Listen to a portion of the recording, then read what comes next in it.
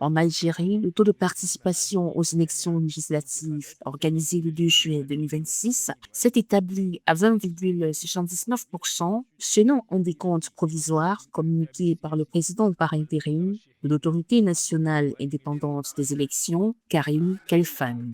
Si ce chiffre est confirmé, il s'agira du niveau de participation le plus faible jamais enregistré lors d'un scrutin législatif dans le pays, en deçà des 23% recensés en 2021.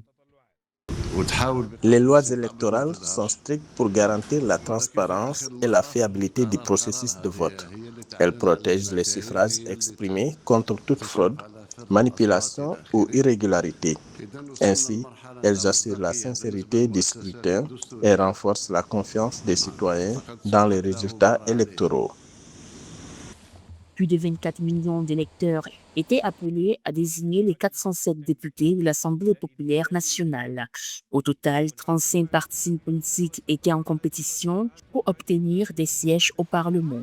Le vote s'est déroulé sur l'ensemble du territoire national, ainsi que dans les représentations diplomatiques algériennes à l'étranger, où les membres de la diaspora avaient commencé à voter avant l'ouverture des bureaux de vote en Algérie. L'époque des quotas et des atteintes à la volonté populaire est révolue, au profit d'un système électoral fondé sur la transparence et le respect du choix des citoyens.